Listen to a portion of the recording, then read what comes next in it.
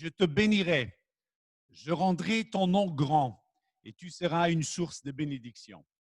Je bénirai ceux qui te béniront et je maudirai ceux qui te maudiront. Et toutes les familles de la terre seront bénies en toi. Abraham, il était d'origine d'un village qui s'appelait Our, qui était au sud de l'Irak actuel. Et puis avec ses parents, il avait immigré à Haran, c'est au sud de la Turquie actuelle. Dieu appela Abraham à l'âge de 75 ans, donc très avancé, et il lui dit de partir de Haran et que Dieu lui aurait montré un autre ou une autre destination. Bien sûr, on sait qu'Abraham, il ne savait pas exactement où il allait, mais il savait que c'était Dieu qui l'avait appelé. Il prit donc sa femme Sarai, aucun enfant car vous savez que sa femme était stérile. Il prit son neveu Lot, tous les biens qu'il possédait et son personnel, et ils partirent. Ils arrivèrent dans le pays de Canaan, Israël actuel.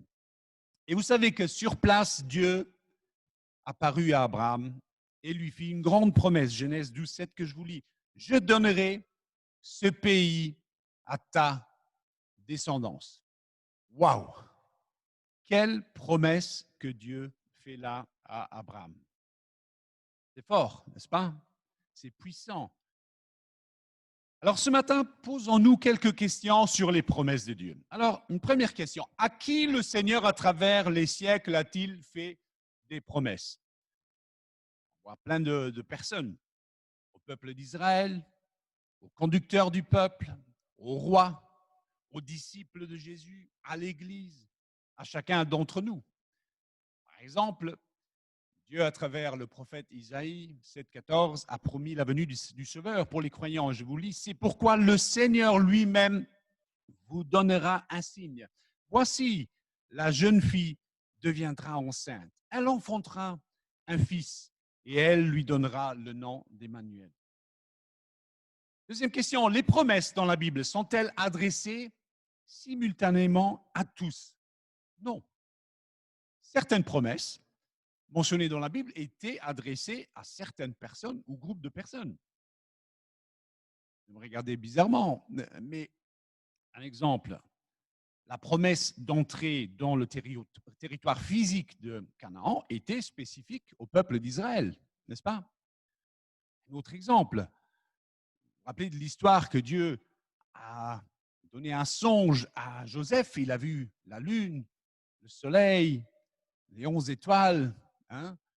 Et après, vous savez bien, représenter son père, sa mère, ses frères qui allaient, comment on dit ça en français, se prosterner devant, merci. Hein? Donc, c'était quand même spécifique à eux. Troisième question, quel type de promesses trouvons-nous dans la Bible pour les chrétiens? Il y en a quand même pas mal. Par exemple, des promesses concernant notre futur, n'est-ce pas? La résurrection glorieuse de notre corps entre les morts. Waouh, quelle promesse! Vous n'y avez jamais pensé? Comment ça sera? La promesse du retour et l'enlèvement de l'Église. Waouh, extraordinaire. Le salut de notre âme avec la conséquence d'avoir la vie éternelle dans les cieux, avec le Seigneur lui-même, avec les apôtres, avec tous ceux qui sont sauvés. Marc 16, 16, 1 Jean 2, 25, mais on ne va pas les lire. Donc, des promesses concernant notre futur, Dieu a fait. Mais il a fait d'autres promesses par rapport à notre vie spirituelle. La promesse de sa présence avec ceux qui s'assemblent, n'est-ce pas? En son nom, dans les divers lieux, que ce soit ici ou ceux qui me voyaient avec Zoom. Amen, ceux de Zoom. Quelle promesse? La promesse du consolateur, le baptême et les dons du Saint-Esprit. Jean 14, 16, 17, Actes 2, 38, 39. L'exaucement de nos prières pour nous-mêmes, pour les nôtres et pour tous ceux pour lesquels nous prions. Matthieu 7, 7. Le secours lorsque nous sommes tentés. La victoire sur le pouvoir du péché. 1 Pierre 5, 10, 11, Hébreux 2, 17, 18. Dieu a fait encore d'autres promesses. La promesse que lui-même bâtit son Église.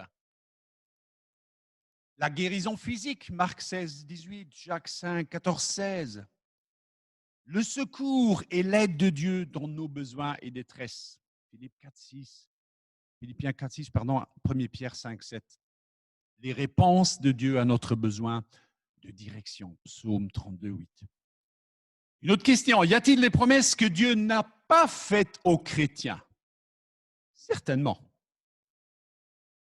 Alors qu'on se comprenne bien, Dieu peut à tout moment, comme il le veut, comme il le souhaite, intervenir miraculeusement, comme lui bon semble, dans notre vie.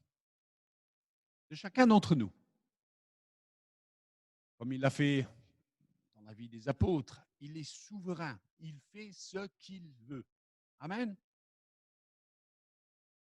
Mais attention, ne nous y trompons pas.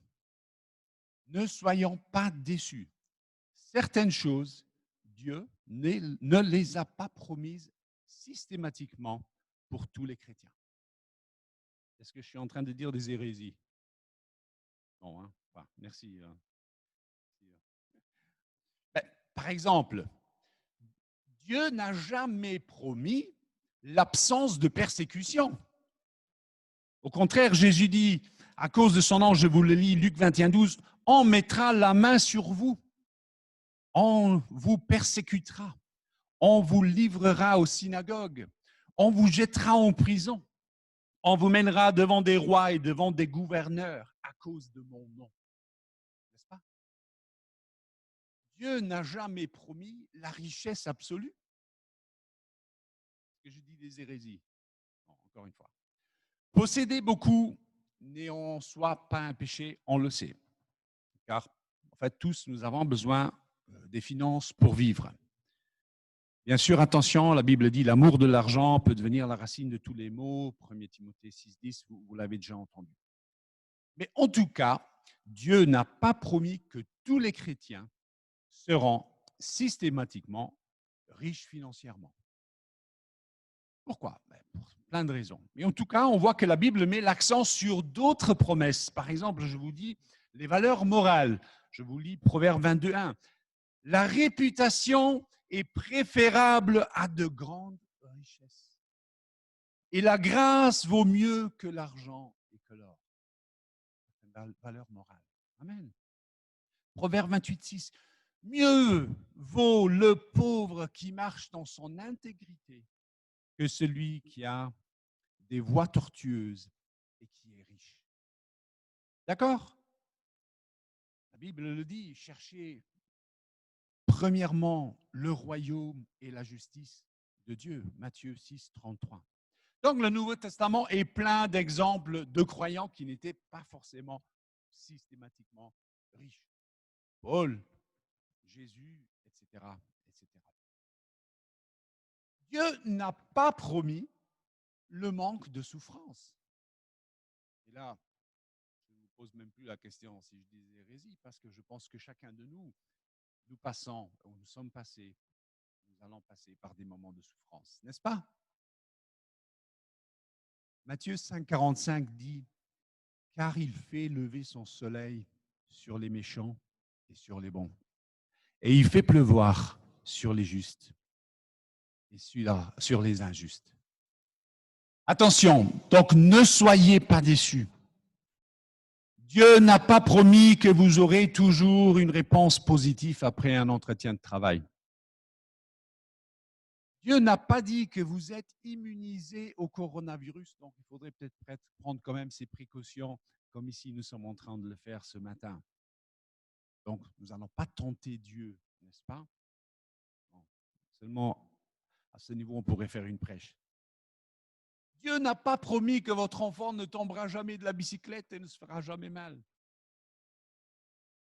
Dieu n'a jamais promis que vous risquez d'avoir quelques soucis financiers dans votre vie. Bien sûr, on doit mettre en œuvre tout ce qu'il faut, hein, comme dit la Bible. Qui ne travaille pas ne mange pas, donc il faut quand même qu'on se bouge, n'est-ce pas? Dieu ne nous a pas promis que nos enfants seront peut-être les plus sages toujours, les plus brillants toujours. N'est-ce pas? Dieu ne nous a pas promis que notre voiture ne tombera jamais en panne. Dieu ne nous a pas non plus promis que chaque fois on aura une réponse positive de la banque quand on demande un crédit. Dieu ne nous a pas promis qu'on risque de passer par un deuil. Dieu ne nous a pas promis qu'on ne va pas passer parfois par des montagnes et parfois par des vallées. En revanche, et c'est là que je veux y en arriver, y a-t-il parmi toutes les promesses de Dieu une promesse par excellence? Oui, absolument. Apocalypse 21, 3, 5, je vous le dis. Dieu habitera avec eux et ils seront son peuple et Dieu lui-même sera avec eux. Il essuiera toute larme de leurs yeux et la mort ne sera plus. Et il n'y aura plus ni deuil, ni cri, ni douleur, car les premières choses ont disparu.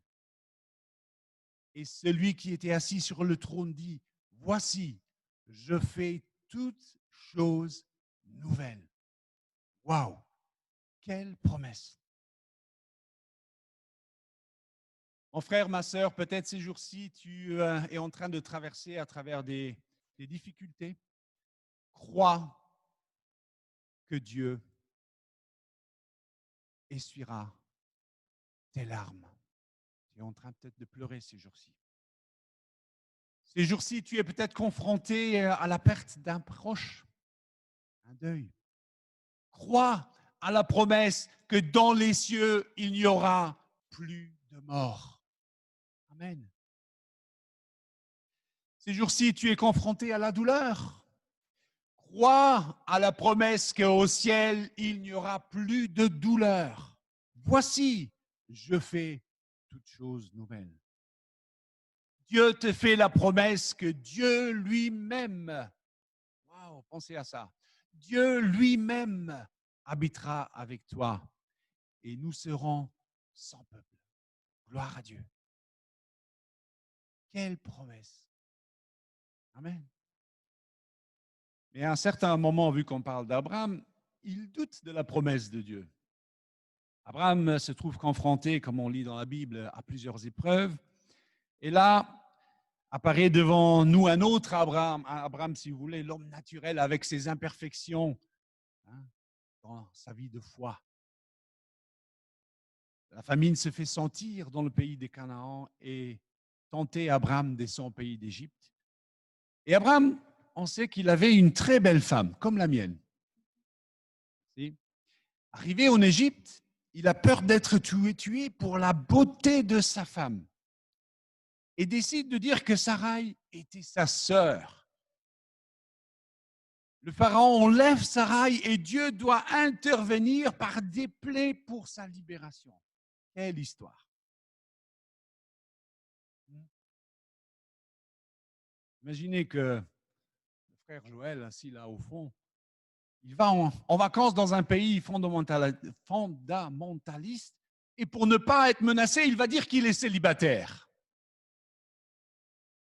Ça me rappelle une autre histoire. Une fois, on était, enfin, ça fait quelques années, on était en Tunisie, dans la mer. Et je me rappelle un homme qui s'approche de ma femme et qui dit « Je veux me marier avec toi ».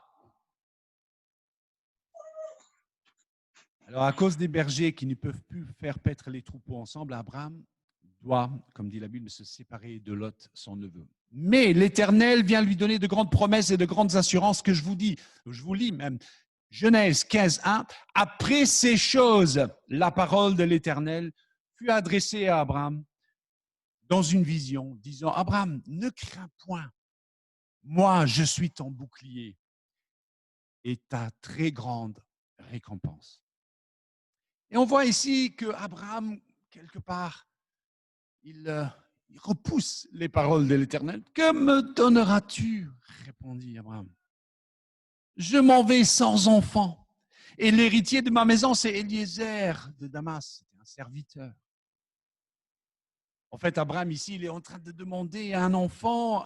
Et alors, la parole de l'Éternel lui fut adressée ainsi. Ce n'est pas lui qui sera ton héritier, mais celui qui sortira de tes entrailles, qui sera ton héritier. Et cette même nuit, le Seigneur le fit sortir dehors, lui montrant les étoiles du ciel, lui dit, regarde vers le ciel, compte les étoiles, si tu peux les compter. Et il lui dit, telle sera ta prospérité. Waouh, encore une promesse. On voit que des années plus tard, Abraham et son épouse Sarai vieillissaient et ils n'avaient pas un seul enfant. Et qui sait, selon peut-être l'usage de ce temps-là, Abraham peut imaginer, songer à adopter, ouais, comme fils héritier ce fameux Eliezer, le serviteur de sa maison. Peut-être qu'il a réfléchi à ça. Ça y est, Abraham et Sarai, ils craquent, ils doutent. Abraham et Sarah, ils ne voyant pas l'enfant de la promesse, qu'est-ce qu'ils vont faire? Quelque part, ils veulent donner un coup de main au Seigneur pour la réalisation de sa promesse. C'est-à-dire pour assurer à son mari une progéniture, Sarah y tente Abraham et en le priant d'aller vers sa servante égyptienne, Agar. Aïe, aïe, aïe, aïe, aïe. Effectivement, de cette union, vous le savez, il y a Ismaël qui est né, mais Abraham ne réfléchissait pas, ne pensait pas à toutes les conséquences qui pouvaient en résulter. Alors imaginons le pauvre Joseph qu'on mentionnait tout à l'heure. Il avait vraiment toutes les raisons pour douter. Dieu lui donne un rêve extraordinaire, avec des promesses extraordinaires. Mais on voit qu'avant cela, Joseph est vendu par ses propres frères. Il est jeté dans un puits. Il est enfermé en prison. Mais comment, Dieu? Tu m'as parlé. Tu m'as dit que. Et là, je me retrouve dans un puits ou dans une prison. Joseph, oui, il avait toutes les raisons pour douter. Alors, je ne sais pas si Joseph se connaissait en apiculture. Hein. On a Evelyne et Marcel. Je ne sais pas s'ils nous voient ou pas. S'ils nous voient, bon. Ils s'y connaissent très bien. Hein. Et sur le groupe, vous avez vu l'autre jour le message que Evelyne a envoyé qui dit « Pour avoir le miel, parfois il faut devoir affronter les abeilles ». C'est pareil pour les bénédictions le plus souvent. C'est après de grandes épreuves qu'on obtient de grandes bénédictions. Je n'abandonne jamais face à une épreuve. Merci Evelyne pour cet encouragement. Ah les hommes, quand on était fiancés, hein, quelle histoire. Hein. On a promis tellement de choses à nos femmes. Hein. Je pense qu'elles pouvaient avoir vraiment déjà des doutes à ce temps-là, hein, n'est-ce pas?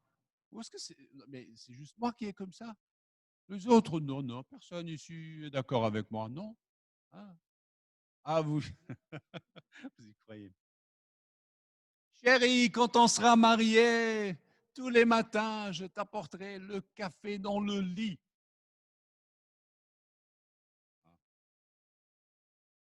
52 ans que tu attends, Chantal. Tu attends encore. Bon, ben, on ne sait jamais. Hein. Alors, qui ici, dans cette salle ou même sur Zoom, porte hein, tous les matins le café à sa femme? Il y en a? Personne qui. Ah, juste John. Ah bon. Mais en tout cas, si vous le faites, arrêtez de donner les mauvais exemples. Hein. Sinon, après, je ne sais pas comment expliquer ça à ma femme.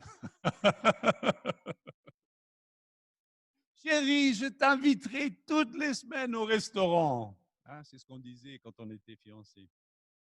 Chérie, j'organiserai des vacances tout le temps aux Maldives. Hein. Alors moi, j'ai un problème en moins avec l'histoire des Maldives. Vous allez me dire pourquoi. En fait, parce que où nous on vient, où on est né, il y a une plage qui s'appelle les Maldives. Donc moi, toutes les années, je l'amène. Elle ne peut pas dire que je ne l'amène pas aux Maldives. Elle s'appelle les Maldives. Hein? Pas mal, hein? C'était pas mal tout ça. Ou les amoureux parfois. Hein? en espérant de se marier avec la personne, se demande, est-ce que tu m'aimes vraiment? Hein, à tour de rôle, chacun semble un peu vérifier si l'autre est sincère, s'il ne ment pas, s'il est vraiment crédible. Et si un jour, on va le demander en mariage. Alors, blagues à part, certaines femmes ont vu leur cœur brisé parce qu'elles ont cru aux paroles de certains hommes et ne croient plus rien parce qu'elles ont été déçues par un homme qui n'a pas tenu ses promesses. Mais ici, Abraham et Sarai commencent à douter du Dieu vivant. La Bible nous dit dans Nombre 23 qu'on a déjà lu que Dieu n'est point un homme pour mentir. Ce qu'il dit, il le fait. Ce qu'il déclare, il l'exécute. Amen. Ce que Dieu dit à Abraham, Dieu le fait. Si un jour vous m'invitez chez vous à la maison pour un tiramisu, ne me faites pas du pudding. D'accord? Vous me promettez le tiramisu. Maintenez. D'accord? Et le moment vint où Dieu donne satisfaction au désir d'Abraham et Sarai. L'Éternel, je vous lis pour vous, fut si heureux de constater qu'en dépit de toutes les apparences, Abraham avait foi et son Seigneur qui lui imputa cette confiance à justice. Et on voit que 14 ans après la naissance d'Ismaël, Abraham, à 99 ans, lui propose une alliance, Genèse 17, 5, 6, que je vous lis rapidement. On ne t'appellera plus Abraham, mais ton nom sera Abraham, car je te rends père d'une multitude de nations. Je te rendrai fécond à l'infini. Je ferai de toi des nations et des rois sortiront de toi. Waouh! Abraham accepte cette alliance et on voit dans la Bible que cette phase-là passe par la circoncision de tous les hommes de sa maison. Et en même temps, son nom, il est changé en Abraham. Je vous lis toujours Genèse 17, 23, 24. Abraham prit Ismaël, son fils, tous ceux qui étaient nés dans sa maison, et tous ceux qu'il avait acquis a pris d'argent, tous les mâles parmi les gens de la maison d'Abraham, et il les circoncit ce même jour, selon l'ordre que Dieu lui avait donné. Abraham était âgé de 99 ans lorsqu'il fut circoncis. Et Sarai envoie qu'elle devient Sarah. Hein, le nom change par la même alliance. Et au chapitre 18, Genèse 18, 1, 15, on voit ici l'annonciation à Abraham et Sarah par l'apparition de l'Éternel de trois hommes qui leur font une promesse d'avoir un fils, Isaac, que comme vous savez veut dire rire, joie, et qui devra être circoncis à son 8e jour en signe de l'alliance. Et Dieu promet à Abraham de donner à des descendants un pays pour y vivre, la terre promise. Et ils ont formé quel peuple? Quel peuple ils ont formé? Le peuple d'Israël. Ce que Dieu dit, Dieu le fait. Dieu est immuable. Malachie 3,6 nous rappelle, car je suis l'Éternel, je ne change pas. Amen. Amen. Merci la jeunesse, la toute jeunesse. Jacques 1,17 nous rappelle que Dieu est toujours le même dans sa personne, dans ses perfections, dans ses buts. Je vous le lis. Ne vous y trompez pas, mes frères bien-aimés. Toute grâce excellente et tout don parfait descend d'en haut, du Père des Lumières, chez lequel il n'y a ni changement, ni ombre de variation. Est-ce que cela ne nous conforte pas? Pas comme le Michel qui a fait tellement de promesses à sa fiancée. Mes chers frères et sœurs, Dieu est immuable. Il ne peut pas changer. Ce qui veut dire qu'il est parfaitement fidèle et digne de confiance. Dieu est le même hier, aujourd'hui et pour l'éternité. Dieu ne ment pas quand il dit que l'univers a été créé par la parole prononcée. Dieu ne ment pas quand il dit qu'il nous prépare une place dans les cieux. Dieu ne ment pas quand il dit qu'il accomplira toutes ses promesses faites envers Israël. Dieu ne ment pas quand il parle de récompense si nous sommes fidèles. Dieu ne ment pas quand il dit que son Église paraîtra devant lui sans tache ni ride par Jésus. Dieu ne ment pas quand il dit à Ève, déjà à ce temps-là, que Jésus écraserait le diable, laissant sa vie pour nous sauver. Amen. Dieu ne ment pas quand il dit que si nous confessons nos péchés, il est fidèle et juste pour nous pardonner nos péchés et nous purifier de toute iniquité. 1 Jean 1,9. Et Michée 7,18 nous rappelle qu'il prend plaisir à la miséricorde. Amen. Je sais qu'il y a des gens sur Zoom, mais c'est peut-être un peu plus lent sur Zoom que pour ceux qui sont ici. Donc, je ne vais pas trop m'éterniser. Mais en allant vers la conclusion, je veux dire que la parole de Dieu renferme de nombreuses promesses concernant notre vie présente, comme on a vu, et même notre vie future. Joseph, on voit qu'il a cru et Dieu a maintenu ses promesses. Amen. Abraham, dit Hébreux 6,15, ayant persévéré, obtint l'effet de la promesse. Amen. Hébreux 10, 23, celui qui a fait la promesse est fidèle. Amen.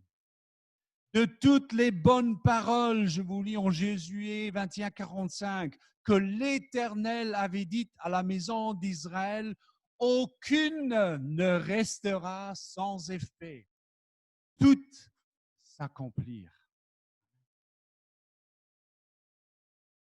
Dieu n'est point un homme pour mentir, ni fils d'un homme pour se repentir. Ce que Dieu a dit, ne le fera-t-il pas? Ce que Dieu a déclaré, ne l'exécutera-t-il pas? Ce que Dieu dit, Dieu le fait. Crois-le. Si Dieu t'a dit, mon frère, ma soeur, quelque chose dans ta vie, crois-le. Dieu va le faire. Comme on a dit tout à l'heure, attention, ne soyez pas déçus parce que certaines promesses, Dieu ne les a pas forcément faites. D'accord? Mais si Dieu t'a dit quelque chose, crois-le. Ce que Dieu dit, il va le faire. Et merci au groupe ce matin qui a chanté ce chant. Tu frayes un chemin au Père des miracles. Tu tiens tes promesses. Amen.